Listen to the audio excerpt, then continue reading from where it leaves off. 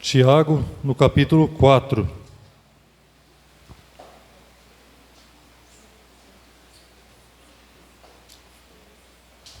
Tá. As crianças vão para a sala agora, irmãos. Glória a Deus. Tiago, capítulo 4. Vamos ler do versículo 13 ao versículo 17.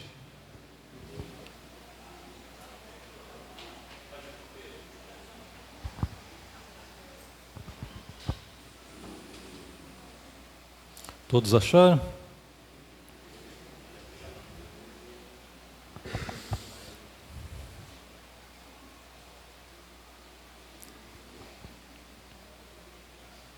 Tiago capítulo 4, do versículo 13 ao versículo 17.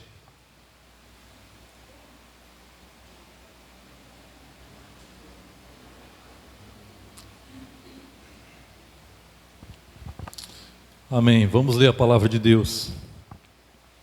Tiago capítulo 4, versículo 13 diz: Eia agora vós que dizeis, hoje ou amanhã iremos a tal cidade, e lá passaremos 1 ano, e contrataremos, e ganharemos. Digo-vos que não sabeis o que acontecerá amanhã. Porque que é a vossa vida? É um vapor que aparece por um pouco e depois se desvanece. Em lugar do que devíeis dizer, se o Senhor quiser, e se vivermos, faremos isto ou aquilo. Mas agora vos gloriais em vossas presunções. Toda glória tal como esta é maligna. Aquele, pois, que sabe fazer o bem e não o faz, comete pecado. Senhor, mais uma vez nós te damos graças, Senhor, por estarmos diante da tua santa e grandiosa presença.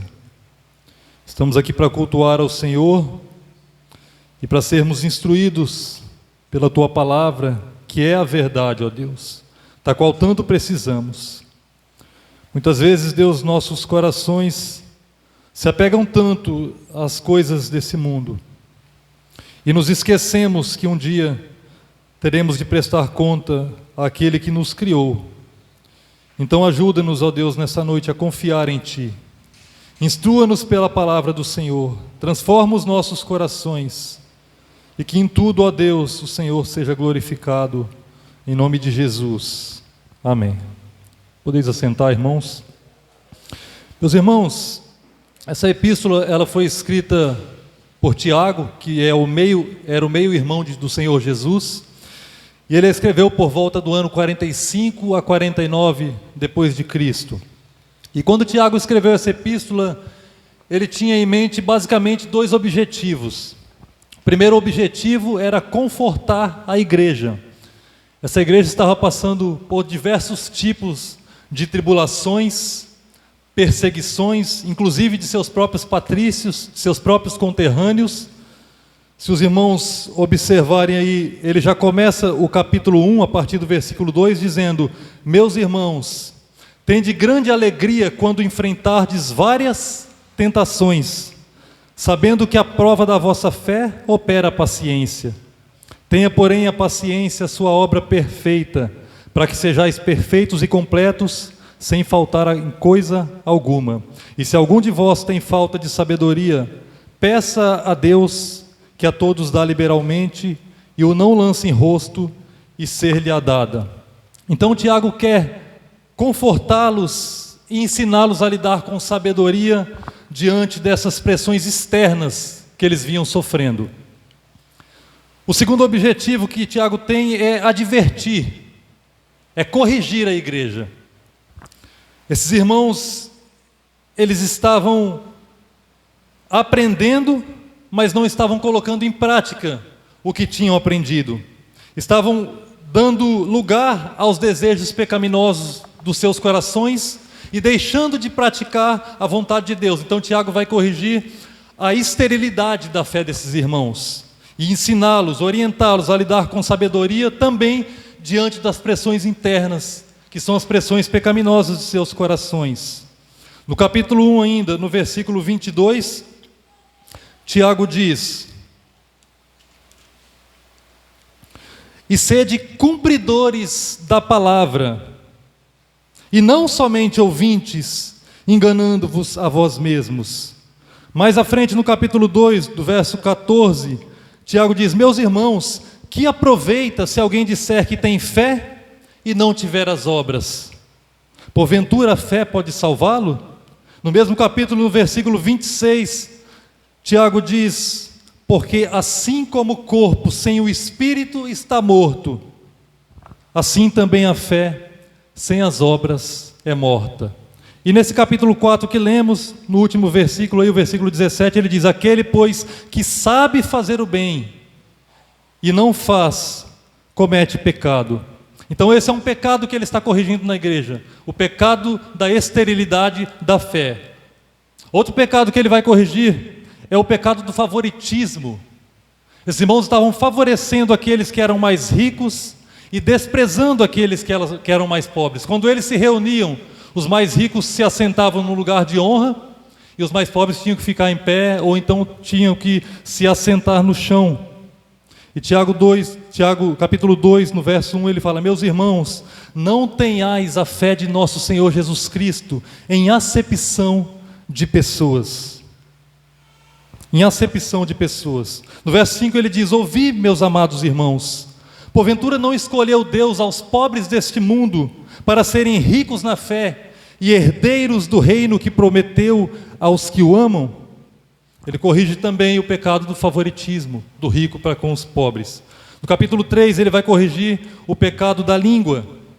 Havia entre esses irmãos guerras e contendas, maledicências, irmãos falando mal uns dos outros, e Tiago diz: meus irmãos, cuidado com a língua.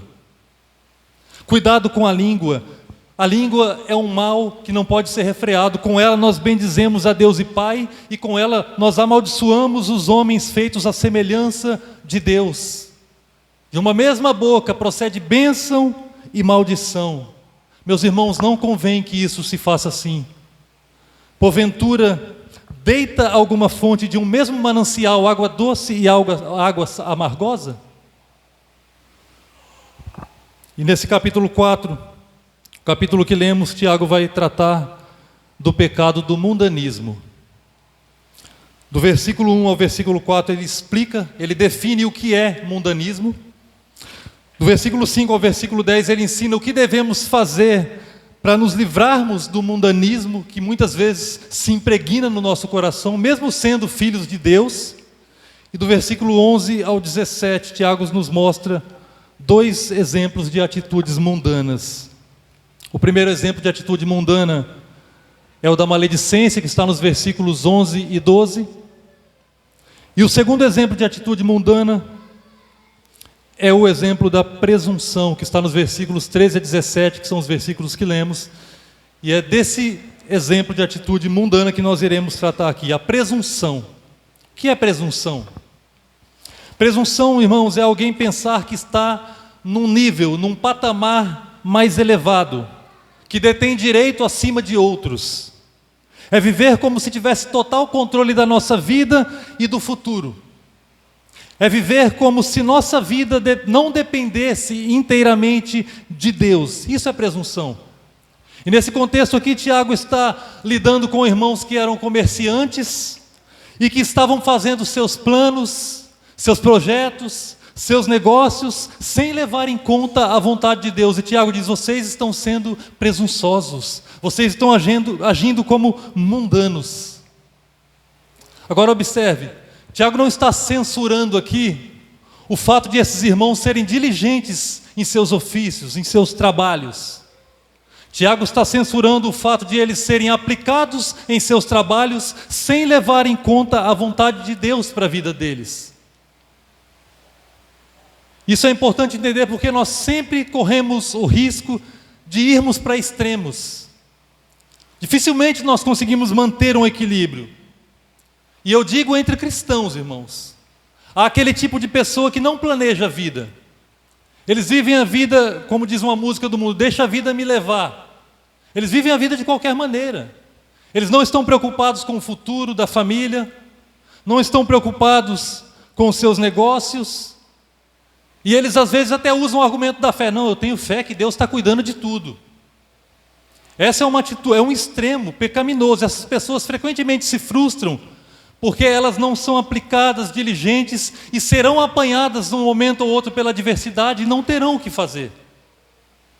E no outro extremo, nós temos aqueles que planejam, que é o caso que o Tiago está tratando aqui, que se preocupam com o seu lar, com sua esposa, com um bom futuro para os seus filhos. Eles querem trabalhar diligentemente para ter uma segurança, para não serem apanhados de surpresa. Todavia, eles estão fazendo isso sem levar em conta Deus e a sua vontade. Eles não estão preocupados com o que Deus quer, com a glória de Deus. E é esse tipo de pessoa presunçosa e esse tipo de atitude mundana que Tiago está corrigindo aqui. Fazer planos, provisão para o futuro, sem levar em conta a vontade de Deus, é uma atitude presunçosa, extremamente mundana, e nós temos que ter cuidado com isso como filhos de Deus. Agora, quando você ouve a palavra mundanismo, o que é que vem à sua mente?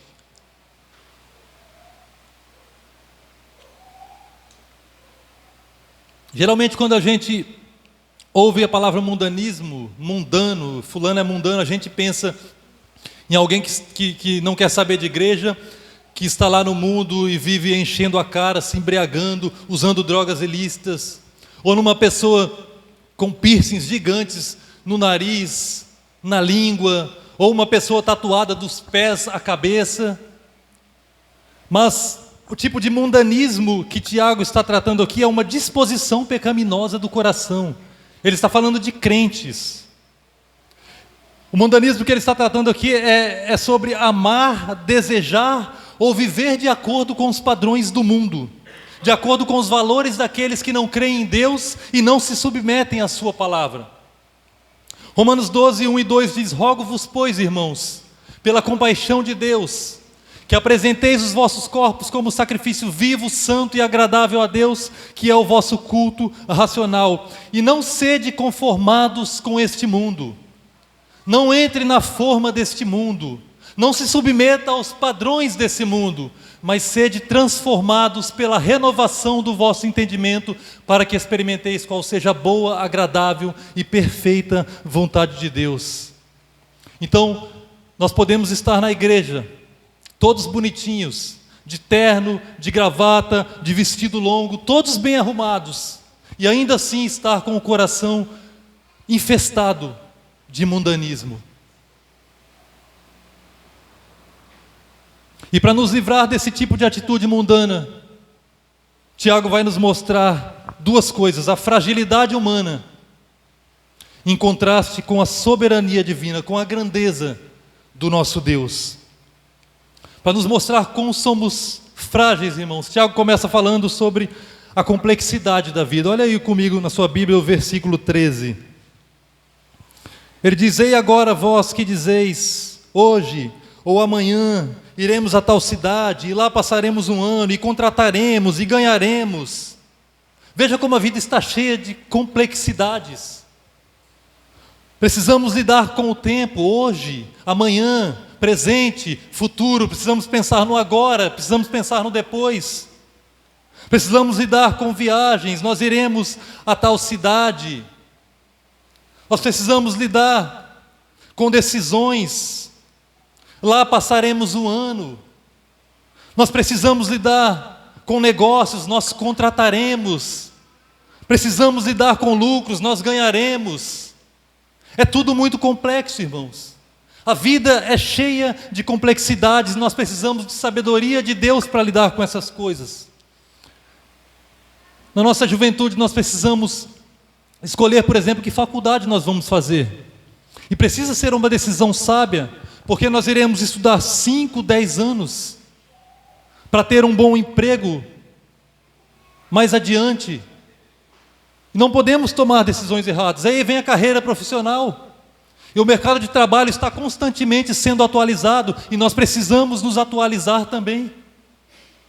Estudar, e é complexo. Aí vem o casamento. E é uma das decisões mais importantes da vida do ser humano.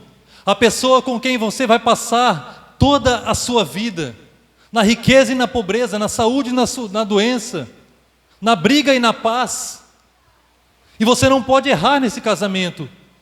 E é incrível como os cristãos não têm tido sabedoria para tomar uma decisão tão importante. É assustador, irmãos, o índice de divórcio entre crentes.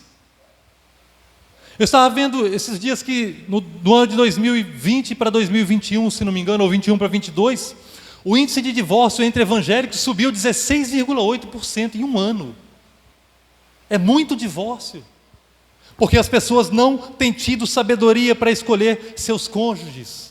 E aí se casam e vêm os filhos, e os pais precisam cuidar de seus filhos, educá-los, ensiná-los na doutrina e na admoestação do Senhor. E aqueles que são pais aqui sabem como isso é complexo, como isso é difícil. Você tem que educá-los, tem que orar por eles todos os dias. Você tem que tomar cuidado com o tipo de ensino que eles têm tido nas escolas, com o tipo de influência que está à volta deles. É tudo muito complexo. Na igreja, os pastores precisam cuidar das suas ovelhas. São pessoas diferentes, com temperamentos diferentes, com problemas diferentes. E o pastor necessita de muita sabedoria da parte de Deus para lidar com cada situação e cada tipo de pessoa. É tudo muito complexo. Sua vida está cheia de complexidades, irmãos. E essas complexidades revelam a nossa fraqueza, revelam a nossa incapacidade de lidar com tantas responsabilidades. Por isso nós precisamos da sabedoria vinda do alto. Tiago vai nos falar também que a vida é incerta. Além de complexa, ela é incerta. Olha o versículo 14 na parte A. Ele diz: digo-vos que não sabeis o que acontecerá amanhã. A vida é incerta, irmãos. Não sabemos o que acontecerá amanhã. Na verdade, nós não sabemos o que vai acontecer daqui a 5 ou 10 minutos. Nós temos expectativas, mas não podemos ter a certeza de que elas irão se concretizar. Quem garante que hoje ou amanhã você poderá ir em algum lugar? E supondo que você vá, quem garante que você chegará ao destino desejado? Que nada vai te acontecer no caminho e impedir a sua chegada? E supondo que você chegue ao destino desejado, quem te garante que você vai conseguir ficar lá pelo tempo que você planejou? 1 ano, 2 anos, 10 anos, ou seja lá que tempo você pensou em ficar? Quem te garante que você não vai ficar enfermo e ter que voltar atrás? Ou muitas outras possibilidades. E supondo que você fique pelo tempo que você programou, quem é que te garante que você vai conseguir pessoas para contratar? E se você contratar, quem é que garante que você vai ter lucros e não prejuízos? Você não sabe o que vai acontecer amanhã. O fato é esse: nós não sabemos, nós não podemos ter certeza do que acontecerá amanhã. E por 2 razões básicas. Primeiro, porque nós somos criaturas. E como criaturas nós somos extremamente limitados em cada aspecto da nossa vida. Nós não somos oniscientes, irmãos. Nós não sabemos de todas as coisas, somente o nosso Deus é onisciente. Nós não temos o atributo da presciência, que é o atributo de Deus pelo qual Ele não somente em sua onisciência conhece tudo, mas em sua presciência conhece de antemão tudo que vai ou tudo que poderia acontecer. Nós não, nós somos limitados. Nós não sabemos nada, nós não podemos ter garantia de nada. E a segunda razão é porque nós somos pecadores. Não apenas criaturas, mas criaturas manchadas pelo pecado. E o pecado, irmãos, tem um poder terrível de nos enganar, de obscurecer o nosso entendimento, de nos impedir de enxergar as coisas como elas realmente são. Jeremias 17, versículo 9 diz: enganoso é o coração, mais do que todas as coisas, e perverso, quem o conhecerá? O nosso coração é extremamente enganoso, e nós não podemos confiar nele para tomar as nossas decisões. Eu vejo pessoas dando conselhos a outras, parece aqueles clichês de novela: faz o que manda o seu coração. Não faça o que manda o seu coração. O seu coração, a Bíblia diz, é extremamente enganoso. Faça o que manda a palavra de Deus, a verdade absoluta, inerrante, infalível. Faça o que Deus quer, e o que Ele quer está revelado em sua palavra. Nós pensamos muitas vezes estar no controle de toda a nossa vida, quando na verdade nós não temos certeza nem sobre o próximo minuto. A vida é incerta, nós precisamos vivê-la para Deus. Além de complexa e incerta, a vida também é frágil.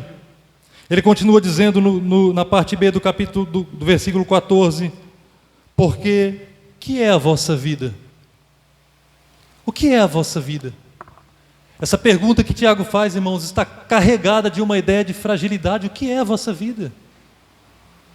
A sua vida não é nada. A sua vida é frágil. Ela é passageira.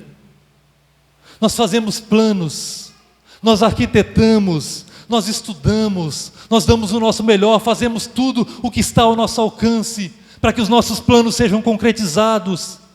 Mas nós não podemos ter certeza, porque frequentemente nós falhamos. Nós somos frágeis em nossos projetos, nós somos frágeis em nossas decisões, em nossos sentimentos, em nossas emoções. Somos frágeis em tudo. Nossa vida é extremamente frágil, irmãos. O Salmo 39, versículo 4, o salmista diz: faze-me conhecer, Senhor, o meu fim, e a medida dos meus dias qual é, para que eu sinta quanto sou frágil. Salmo 103, versículo 14: pois Ele conhece a nossa estrutura, lembra-se que somos pó.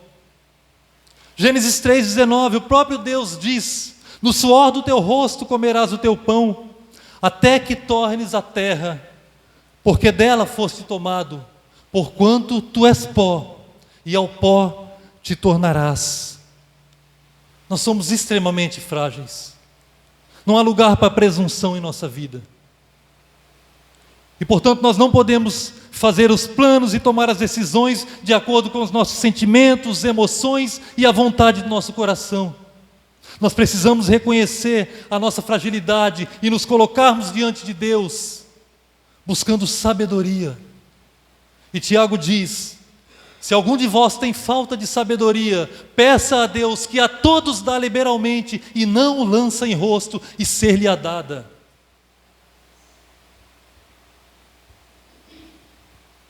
Por fim, para mostrar a nossa fragilidade, Tiago também nos fala sobre a brevidade da vida.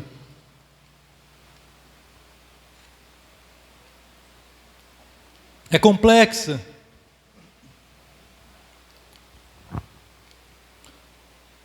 É frágil. É breve. A parte C do versículo 14, ele diz assim, respondendo à pergunta que ele fez: pois que é a vossa vida? Ele diz: é um vapor que aparece por um pouco e depois se desvanece. É um vapor que aparece por um pouco e depois se desvanece. Se há algo, irmãos, no qual nós não costumamos pensar com frequência, sobre a brevidade da vida. Nós estamos fazendo planos, projetos, pensando lá adiante, e não está errado, mas não estamos pensando que a vida pode se encerrar a qualquer momento. A maioria de nós, crentes, vive como se nunca fosse morrer. E se nós vivêssemos pensando na brevidade da vida, nós seríamos mais frutíferos para Deus, porque o nosso tempo é tão curto e nós fazemos tão pouco para Ele. Esse é um fato, irmãos. A morte é um fato do qual nós não temos como escapar. Desde o Éden, quando Deus disse: no dia em que vocês comerem desse fruto, vocês certamente morrerão. O homem desobedeceu a Deus, comeu, o pecado entrou no mundo, com o pecado a morte. E todos nós estamos sujeitos à morte. E com exceção daqueles que serão levados por ocasião da vinda de Cristo, todos nós teremos que enfrentar a morte. Daqui a 100 anos, 80, 70, nenhum de nós estaremos aqui. Você não vai estar aqui daqui a 100 anos, exceto por um milagre. Mas o foco de Tiago aqui não é tanto no fato de que a morte é um fato. Como diz Hebreus 9, 27, o homem está ordenado morrer uma vez. Há uma ordem sobre nós vamos morrer. Mas o foco dele aqui é dizer que não apenas é um fato, mas é um fato que pode ocorrer a qualquer momento. É breve, por isso ele usa a expressão vapor. A irmã Vani sempre faz café para a gente aqui. Hoje, depois do culto, vai ter café, irmãos. Irmã Vani, já viu aquele vapor saindo da chaleira? Ele sai e de repente some, não é assim? Já viu uma pessoa, você está no frio, você respira no frio, sai aquele vapor da sua boca, você vê aquele negócio, de repente ele some. Tiago está dizendo, a sua vida é assim, é algo que aparece e logo se dissipa, é como um vapor. A qualquer momento você vai passar dessa vida. A qualquer momento você não vai estar mais presente entre os viventes. E a Bíblia está repleta de textos que falam da brevidade da vida. Jó, no capítulo 7, versículo 7, diz: lembra-te de que a minha vida é como vento. Percebe como o vento passa rápido? Assim é a nossa vida. Jó 8, versículo 9, porque nós somos de ontem e nada sabemos, porquanto nossos dias sobre a terra são como a sombra. Ó, a sombra aqui, ó, sumiu. É assim a nossa vida, irmãos, é como uma sombra, aparece e some. Jó 9, 25, e os meus dias são mais velozes do que um corredor. A ideia aqui é de as pessoas do passado que iam entregar as correspondências, não tinham carros velozes como hoje. O homem montava no seu cavalo e saía a todo galope, mais rápido que ele podia, para entregar rapidamente as suas correspondências. Essa é a ideia aqui. É mais rápido do que um corredor. É mais rápido do que o Usain Bolt, aquele corredor, né? Os irmãos conhecem. Mais rápido do que o Papaléguas. A nossa vida é rápida, breve, passageira. Irmãos, esses dias eu tinha 7, 8 anos. Estou com 40 praticamente. Passou que eu nem vi. Jó capítulo 14, versículos 1 e 2 diz: o homem nascido de mulher é de poucos dias. É de poucos dias e farto de inquietação. Sai como a flor e murcha, foge também como a sombra e não permanece. A não ser que você seja uma exceção e que você não seja nascido de mulher, você pode viver muito, mas se você, como eu, é nascido de mulher, a qualquer momento a sua vida vai acabar. Tenha certeza disso. É como a sombra. Ele diz aqui que é como a flor que nasce e de repente murcha. Já viu aquela flor? De manhã ela nasce e quando você vai lá à noite ela já morreu. Assim, Tiago diz, é a sua vida. Salmo 90, 10. Os dias da nossa vida chegam a 70 anos, e se alguns pela sua robustez chegam a 80 anos, o orgulho deles é canseira e enfado, pois cedo se corta e vamos voando. Cedo nossa vida é cortada. Salmo 102, 3. Porque os meus dias se consomem como a fumaça, e os meus ossos ardem como a lenha. É muito passageiro. É interessante notar como Salomão começa o livro de Eclesiastes. Ele diz no capítulo 1, versos 2 a 4: vaidade de vaidade, diz o pregador. Vaidade de vaidade, tudo é vaidade. Que proveito tem o homem de todo o seu trabalho que faz debaixo do sol? Uma geração vai e a outra geração vem, mas a terra permanece para sempre. Ele está se referindo à brevidade da vida. Que proveito nós temos de tudo que trabalhamos aqui, se tudo vai ficar? Uma geração vai e outra vem. E por todo o livro de Eclesiastes ele repete, dizendo que isso é vaidade. Irmãos, Salomão foi o homem mais rico que pisou nessa terra. Deus deu a ele toda a riqueza. Tudo que esse homem quis, ele teve. Tudo que o coração dele desejou, ele o deu. E no final da sua vida, já velho, ele olha para trás para tudo que teve, e ele diz: isso não me satisfaz, isso é tudo vaidade, isso não vale nada, isso não tem valor eterno. E essa palavra vaidade, ela significa sopro ou neblina, bolha de sabão. Quando você era pequeno, você gostava de soprar a bolha de sabão? Já viu? Ela vai crescendo, sai voando toda bonita, brilhosa, e num instante, acabou. Assim é a sua vida. É como uma bolha de sabão. Tiago está dizendo daquilo que é passageiro, que é inútil, que é fútil, que não tem substância, que não tem valor eterno. Ele está ensinando sobre a brevidade da vida. Em breve nós morreremos, irmãos, e todos os nossos feitos e conquistas não servirão para absolutamente nada. Salomão diz: uma geração vai e a outra vem. Quantas gerações já se passaram? Onde está o seu avô, o seu bisavô, o seu tataravô? Quantas gerações já se foram antes de nós? Onde estão os poderosos do passado? Os homens intocáveis, potentes, que tinham domínio sobre o mundo. Onde está Alexandre o Grande, o homem que no seu tempo conquistou o mundo inteiro? Ele passou, a vida dele se foi, há séculos. Onde está Matusalém, o homem que viveu 969 anos? A vida dele acabou, ele foi para a sepultura como todos os outros, para onde nós também iremos. Em Lucas capítulo 12, Jesus conta a parábola de um homem que estava fazendo seus planos para enriquecer, sem levar em conta Deus e sua vontade.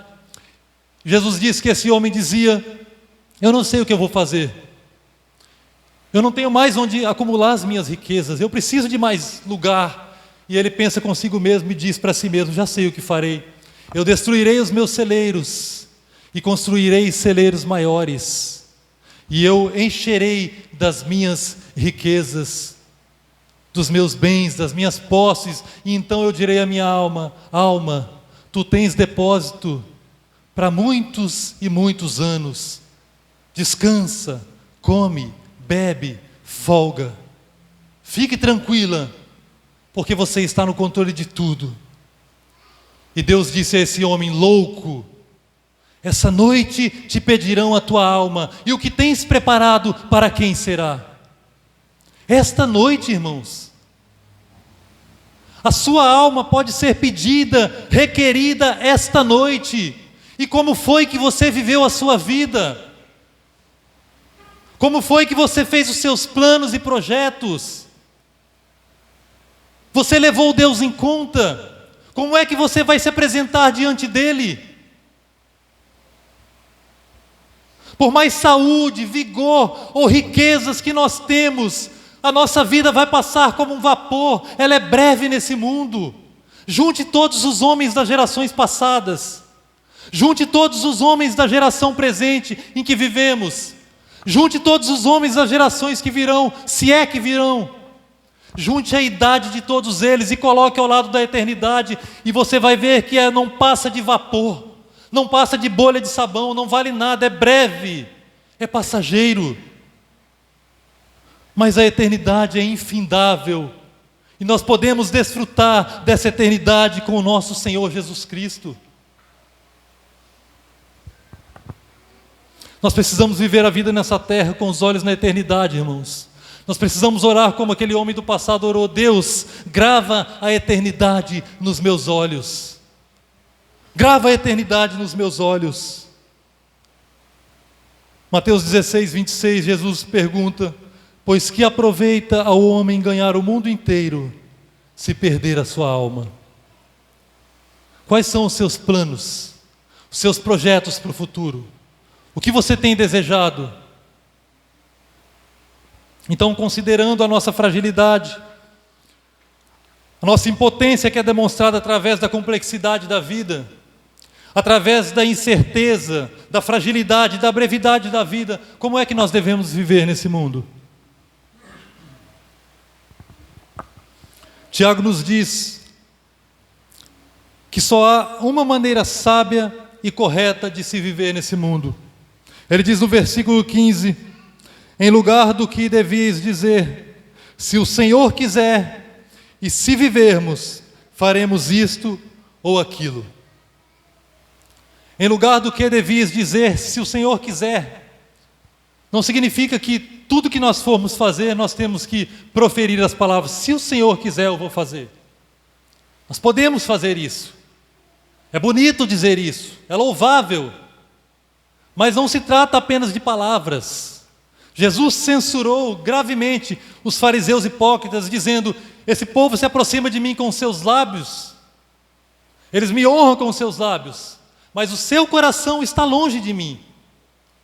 Então o ensino de Tiago aqui é que nós devemos viver de tal modo que os nossos planos, projetos, as nossas decisões expressem plenamente a nossa total dependência de Deus. É algo que flui do coração, como obediência e dependência a Deus. Isso é viver tendo em mente que se o Senhor, dizendo se o Senhor quiser. Se o Senhor quiser, significa que devemos levar em conta a vontade de Deus, não os nossos sentimentos, não as nossas emoções, não as vontades do nosso coração, que muitas vezes vai nos enganar, mas a vontade de Deus. E a vontade de Deus está expressa em sua palavra.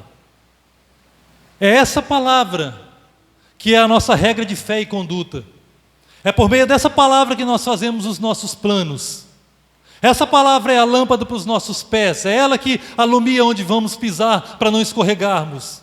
Essa palavra é a luz para os nossos caminhos, é ela que alumia lá na frente para saber para onde estamos indo. O cristão não está a esmo, ele não está perdido, sem esperança, ele sabe para onde está indo, porque ele conhece as promessas da palavra do seu Deus, e ele vive conforme elas. 2 Timóteo 3, 16 e 17, diz: toda a Escritura é divinamente inspirada e proveitosa para ensinar, para repreender, para corrigir, para instruir em justiça, a fim de que o homem de Deus seja perfeito e perfeitamente instruído para toda boa obra. É a palavra de Deus que guia a nossa vida, os nossos planos e decisões. Nós jamais podemos nos apartar desse livro, irmãos. Nós faríamos bem se nos lembrássemos mais do exemplo do nosso Salvador. Quando Jesus estava no Getsêmani, angustiado, suando gotas de sangue, ele orou dizendo: Pai, se for possível, passa de mim esse cálice. E ele continua dizendo: contudo, não seja feito a minha, mas a sua vontade. No momento de maior agonia do nosso Salvador, ele se submeteu inteiramente à vontade do Pai. Pai, não seja feita a minha, mas a sua vontade. É assim que a nossa vida deve ser vivida, nos sujeitando totalmente à vontade de Deus.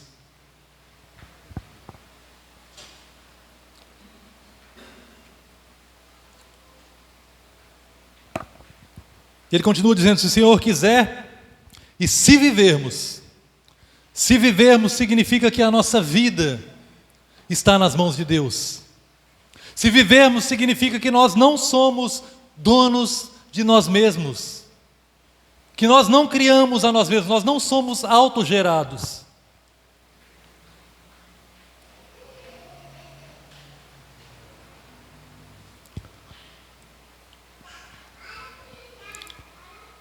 Se vivermos significa que o nosso Criador está no controle de toda a nossa vida. Se Deus quiser cortar a nossa respiração agora mesmo, irmãos, todos nós iremos morrer. A nossa vida está inteiramente na mão dEle. E portanto nós devemos viver para Ele. Nós fomos criados por Deus, segundo a imagem e semelhança de Deus, com o propósito de viver para a glória de Deus. Nós teremos que prestar contas diante de Deus. Então precisamos admitir que a nossa vida está na mão dEle e viver de acordo com essa verdade. Nós somos criaturas manchadas pelo pecado, corruptas. A vida é complexa, incerta, frágil e breve. Então temos que nos lembrar a cada dia que é nele que nós nos vivemos, nos movemos e existimos, e que sem Ele nós nada podemos fazer. Se o Senhor quiser, e se vivermos, faremos isto ou aquilo. Faremos isto ou aquilo significa que os nossos planos devem estar nas mãos de Deus. Se o Senhor quiser, faremos isto ou aquilo. Provérbios 16:1: do homem são as preparações do coração, mas do Senhor vem a resposta da língua. Provérbios 16:9: o coração do homem planeja o seu caminho, mas o Senhor lhe dirige os passos. 1 João 5,14: e esta é a confiança que temos nele, que se pedirmos alguma coisa, se desejarmos, se planejarmos alguma coisa, segundo a sua vontade, ele nos ouve. Se o Senhor quiser e se vivermos, faremos isto ou aquilo. A nossa vida, nossos planos, decisões, projetos, todo o nosso ser, nós precisamos entender, devem e precisam necessariamente estar plenamente nas mãos de Deus. Eu quero concluir esse sermão deixando aqui 10 imperativos, 10 ordens, que está no versículo 7 a 11, que Tiago nos dá a fim de nos livrar do mundanismo do nosso coração. São 10 ordens e elas expressam basicamente a mesma coisa. São 10 ordens que nos ensinam aqui, no lugar da presunção, da autossuficiência, da tentativa de viver a parte da vontade de Deus, nós devemos nos sujeitar a Ele. A partir do verso 7 ele diz: sujeitai-vos, pois, a Deus, resisti ao diabo, chegai-vos a Deus, limpai as mãos, pecadores, purificai os corações, senti as vossas misérias, lamentai e chorai, converta-se o vosso riso em pranto e o vosso gozo em tristeza, humilhai-vos perante o Senhor, não faleis mal uns dos outros. E nessas 10 ordens nós temos 3 promessas aqui que Tiago nos dá. A primeira promessa está no versículo 7, se nos sujeitarmos a Deus e resistirmos ao diabo, o diabo fugirá de nós. A segunda promessa está no verso 8, se nos achegarmos a Deus, Deus se achegará a nós. Irmãos, isso é uma promessa divina, e a palavra de Deus não falha. Se achegue a Ele nessa noite, e Ele vai se achegar a você.